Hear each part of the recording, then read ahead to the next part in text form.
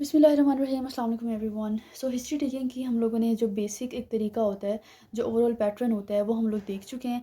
अब हम लोग मैंने आपको बताया था कि हम फर्दर जो एचओपीसीज़ में पूछते हैं, मतलब जिस कंप्लेंट के साथ पेशेंट आया होता है, वो लेट्स से कहता है मुझे पेन है, या अगर वो फीवर या कोई भी हिस्ट्री देता है, उसकी फिर फर्दर हम लोगों ने डिटेल कैसे पूछनी होती है, वो आज हम इस वीडियो में देखेंगे। और हम आज की वीडियो में जस्ट पेन को देखेंगे। अगर पेशेंट प्रेजेंट करे पेन के साथ, तो हम फर्दर पेन से रिलेटेड ऐसे क्या क्वेश्चंस करेंगे कि हमें सारी चीज़ें उसकी पेन के हवाले से पता चल जाएंगी। सो अभी आज की इस वीडियो में हम लोग पेन करेंगे, मतलब पेन की हिस्ट्री को हम डिटेल में देखेंगे हमने कैसे लेनी है। और इंशाल्लाह ताला जो नेक्स्ट वीडियोस आएंगी उसमें फिर हम मज़ीद जैसे फ़ीवर हो गया, डायरिया हो गया, इस तरह के जो सिम्टम्स हैं उनको फिर हम मज़ीद डिटेल में करेंगे, ठीक है। सो हम लोगों ने सारा जो एक जनरल पैटर्न होता है वो तो हम लोग कर चुके थे, जिसमें सबसे पहले हम लोगों ने क्या करना होता है, ग्रीट करना होता है पेशेंट को, उसके राइट साइड से अप्रोच किया, हमने कॉन्सेंट लिया, ठीक है, और सारी हम लोगों ने डेमोग्राफिक डिटेल्स ले ली, ठीक है।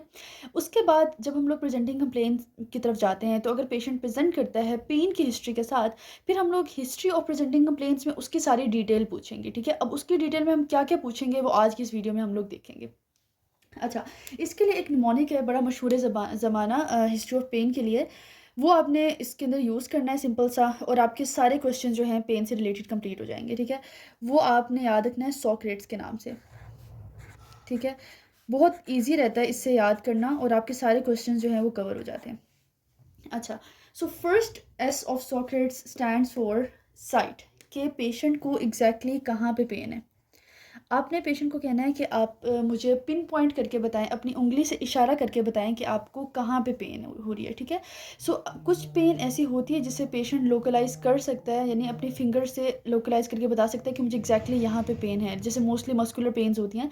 लेकिन कुछ पेन्स ऐसी होती हैं जो वो लोकलाइज तो नहीं कर सकता, मतलब बहुत डिफ्यूज पेन होती है, लेकिन वो आपको एक रफ आइडिया दे सकता है कि हाँ मुझे एग्जैक्टली इस जगह पे पेन है। फॉर एग्जाम्पल अगर मैं एमआई की पेन की बात करूँ, तो उसमें पेन को आप पिन पॉइंट लोकलाइज नहीं कर सकते, लेकिन आपको वो इशारा करके बता सकता है कि मुझे चेस्ट पे पेन है। सो वो एक डिफ्यूज सा पेन होता है, बट आपको आइडिया हो जाता है कि कौन सा एरिया इन्वॉल्व है, ठीक है। So first is the site of pain, कि कहाँ पे पेन है। Then is your onset. अब ऑनसेट में आपने क्या पूछना है, आपने पेशेंट से पूछना है कि व्हाट वर यू डूइंग जब आपको फर्स्ट पेन महसूस हुआ, मतलब आप क्या कर रहे थे जब आपको पहली दफ़ा दर्द महसूस हुआ। आपको कैसे पता चला कि आपको दर्द हो रही है, आप उस वक्त उससे पहले आपकी क्या कंडीशन थी, और जब हुआ तो उस वक्त आप क्या कर रहे थे। यानी कि जो फर्स्ट ऑनसेट था ना उस बंदे के पेन का, आपने उसके बारे में सवाल करना है कि आप क्या कर रहे थे तो आपको पेन हो, और आपको कैसे पता चला कि आपको दर्द महसूस हो रहा है। यानी कि आपने पूछना है कि वो अपनी नॉर्मल स्टेट ऑफ हेल्थ से किस तरह से पेन वाली कंडीशन में गया है, उस टाइम पे वो एग्जैक्टली कर क्या रहा था। सो आपने उसके आंसर से रिलेटेड क्वेश्चंस करने होते हैं। देन आपके पास आ जाती है सी। सी से आ जाता है आपके पास कैरेक्टर ऑफ पेन। अब पेन जो है ना वो मल्टीपल कैरेक्टर्स का हो सकता है। अब वो मतलब कि पिन पॉइंट पेन भी हो सकता है, वो प्रिकिंग पेन हो सकता है, वो हैवी पेन हो सकता है, ठीक है, बर्निंग पेन हो सकता है, कॉलिक की पेन हो सकता है। तो आपने पेशेंट से पूछना है कि आपको किस नोयत का दर्द हो रहा है। अब फॉर एग्जांपल अब पेशेंट एमआई का है, ठीक है, वो आपको किस तरह से बताएगा कि मुझे इस तरह दर्द हो रहा है जैसे मेरे सीने में किसी ने भारी पत्थर रख दिया, यानी वो हैवीनेस को डिस्क्राइब कर रहा है, ठीक है। तो आप इससे आपको आइडिया हो जाएगा कि मतलब अगर उसको चेस्ट पेन है और वो साथ कह रहा है मुझे हैवीनेस भी हो रही है, तो एमआई की तरफ आपका ध्यान जा सकता है। तो आपने पूछना है कि किस नोयत का पेन है। कोई पेशेंट आपको बता रहे होंगे कि भाई मुझे चुभने वाला पेन है। अगर स्टैबिंग पेन होगा तो वो डिस्क्राइब करेगा मुझे ऐसा लग रहा है जैसे कोई मेरे अंदर छुरा खुब हो रहा है, या अगर बर्निंग पेन है तो कहेगा मुझे ऐसा लग रहा है जैसे मतलब कि मेरी बॉडी जल रही है वहाँ पे। तो आपने पूछा कि किस नोयत का पेन है, तो उससे भी आपको आइडिया हो सकता है कि अंडरलाइन क्या पैथोलॉजी चल रही है उस बंदे के अंदर, ठीक है। तो ये इंपॉर्टेंट बात है। देन आ जाती है आपके पास आर से रेडिएशन।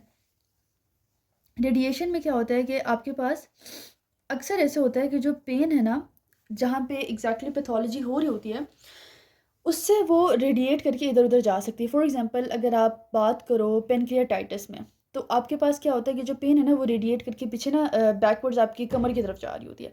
तो आपने पेशेंट से पूछना है कि जहाँ पे आपको दर्द है उसके अलावा दर्द कहीं इधर उधर कहीं किसी और जगह पे तो नहीं जा रहा। एक ये चीज़ आपने पूछनी होती है रेडिएशन का। दूसरा जो है ना, आपने आर से जो दूसरी चीज़ पूछनी है वो आपने रेफर्ड पेन का पूछना है।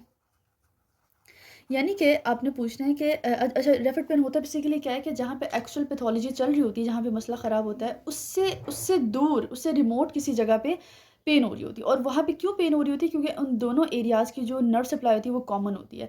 तो इस वजह से पेन, अगर किसी एक ऑर्गन जहाँ पे कोई मसला चल रहा है वहाँ पे अगर पेन है, तो अगर उसकी नर्व किसी और एरिया को भी सप्लाई करी तो वहाँ पे भी पेन रेफ़र करके जा सकता है। तो आपने पेशेंट से पूछना है कि आपको जहाँ फॉर एग्ज़ाम्पल अगर वो एमआई के की बात कर रहा है, फॉर एग्ज़ाम्पल उसको चेस्ट पेन है, तो आपने पूछना है कि आपको क्या दर्द कहीं और भी महसूस हो रहा है? तो वो आपको बोलेगा कि मेरे लेफ़्ट आर्म में महसूस हो रहा है, तो वो एक रेफर्ड पेन है। सेम अगर कोलिसिस्टाइटिस का पेशेंट है, तो वो आपको बोलेगा कि आप उससे जब पूछेंगे कि आपको यहाँ पे जहाँ मतलब कोलिसिस्टाइटिस का जो पेन होता है आपके राइट हाइपोकॉन्ड्रियम में, तो उसके बाद आप पूछोगे उसके अलावा कि आपको कहीं और दर्द महसूस हो रहा है? तो वो आपको बोलेगा हाँ, मुझे अपने राइट शोल्डर वाली साइड पे यानी टिप पे जो है ना पेन महसूस हो रहा है। सो आपने आर से रेडिएशन का भी पूछना है कि वो दर्द जा कहाँ रहा है, और रेफर्ड पेन का भी आपने लाज़मी पूछना है कि उसके अलावा किसी और जगह पे तो दर्द नहीं हो रहा। तो इससे भी जो है ना आपको पता चल सकता है कि एग्ज़ैक्टली क्या मसला है। ठीक है। नेक्स्ट जो चीज़ आपने याद रखनी है वो आपने एसोसिएटेड सिम्पटम्स याद रखने हैं ए से।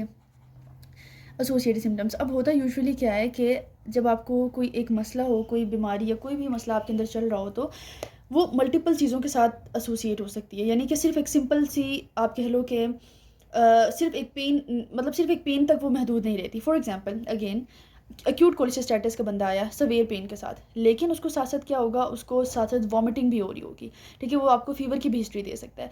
तो जब आप एसोसिएटेड आप पूछेंगे कि आपको इस दर्द के अलावा कोई और मसला तो नहीं है या कुछ और आपको शिकायत तो नहीं है, तो उससे भी आपको जो है ना एक डायग्नोसिस बनाने में हेल्प हो सकती है कि अच्छा इसको ये पेन है, पेन के साथ उसको ये चीज़ें भी हो रही हैं, तो that means it could be this, ठीक है? सो आपने एसोसिएटेड सिम्पटम्स लाज़मी पूछने होते हैं। सेम अगर पेशेंट एमआई का है, अब उसको चेस्ट पेन तो है, लेकिन वो साथ-साथ आपको बताएगा कि मुझे बहुत ज़्यादा स्वेटिंग भी हो रही है और मुझे क्या कहते हैं, आपको ऑब्वियसली नज़र भी आ जाएगा, लेकिन आपने देखने हैं एसोसिएटेड सिम्पटम्स, उससे पूछने भी हैं। वो स्वेटिंग की भी हिस्ट्री देगा और साथ में वो डिस्निया की भी हिस्ट्री देगा कि मेरा साँस भी फूलता है। तो अब देखिए मेन कंप्लेंट पेन थी, लेकिन उसके साथ बाकी जो सिम्पटम्स है ना, उसने आपके डायग्नोसिस बनाने में आपको हेल्प कर दिया, ठीक है? सो आपने एसोसिएटेड सिम्पटम्स का पूछना होता है। फिर उसके बाद टी से आपके पास आ जाती है टाइमिंग, ठीक है? अब टाइमिंग में आपने ना 2 चीज़ें पूछनी है। एक तो आपने ये पूछनी है कि आपका जो दर्द है वो किस टाइम पे आपको जो है ना ज़्यादा होता है। फॉर एग्ज़ाम्पल अगर पेशेंट है, कह लें कि कोलिसिस्टाइटिस का पेशेंट है, वो कहता है कि जब मैं कोई फैटी मील खाता हूँ, तो तब मुझे दर्द स्टार्ट होती है, ठीक है? इसके अलावा अगर कोई पेप्टिक अल्सर का पेशेंट है, वो कहता है कि मुझे मिडनाइट बहुत ज़्यादा दर्द होती है, या अगर वो कहे मैं खाली पेट होता हूँ तो मुझे बहुत ज़्यादा दर्द है, या अगर वो कहे मैं बहुत स्पाइसी फूड खाता हूँ तो मुझे दर्द होती है। तो ये उसकी पेन की स्पेसिफिक टाइमिंग्स हैं। तो आपने पूछना होता है कि किस-किस औकात में आपको ज़्यादा दर्द महसूस होता है या किस टाइम पे आपका दर्द आपको ज़्यादा महसूस होता है। और दूसरी चीज़ आपने टाइमिंग के साथ पूछनी होती है ड्यूरेशन का, कि जो दर्द आपको होता है वो कितने अरसे या कितने वक़्त तक या कितनी मुद्दत तक रहता है, उसके बाद ख़त्म हो जाता है।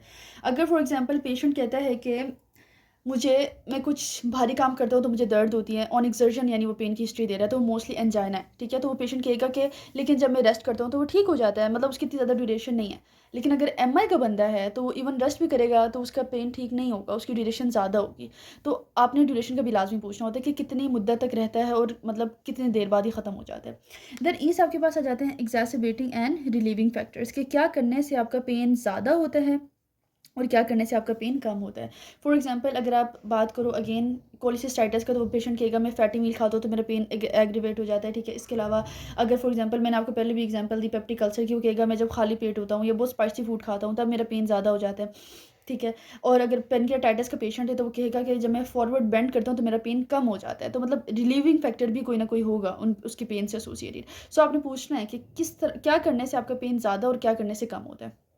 Then last but not the least ऐसे आपने पूछनी है सिवियरिटी। आपने पूछना है कि कितनी शिद्दत का पेन है होता है आपको, ठीक है? आपने उनसे पूछना, आप स्केल कर सकते हो। अगर मैं आपको बोलूँ कि 0 टू 10 तक ग्रेड करें कि कितनी नौयत का पेन है, मतलब कितनी इंटेंसिटी का पेन है, तो वो आपको बताएगा। फॉर एग्जांपल ऑन स्केल 8 या ऑन स्केल 9, ठीक है? अगर वो पेशेंट इस तरह मतलब इतना वेल एजुकेटेड नहीं है, उसको आपकी बात नहीं समझ आ रही, तो आप ऐसे पूछ सकते हैं कि आप मुझे बता सकते हैं कि कितनी शिद्दत का पेन है आपको?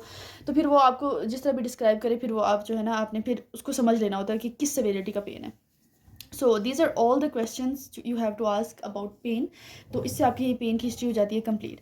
तो इसके बाद ये मैंने आपको HOPC बताई है, in history of presenting complain में अपने पेन की मजीद कैसे हिस्ट्री लेनी है। उसके बाद जो सारा पैटर्न था जो मैंने आपको बताया, वो सिस्टेमिक इंक्वायरी और वो सारा मतलब social economic history, family history, फिर वो सारा आप एज इट इज़ कंटिन्यू करेंगे, ठीक है?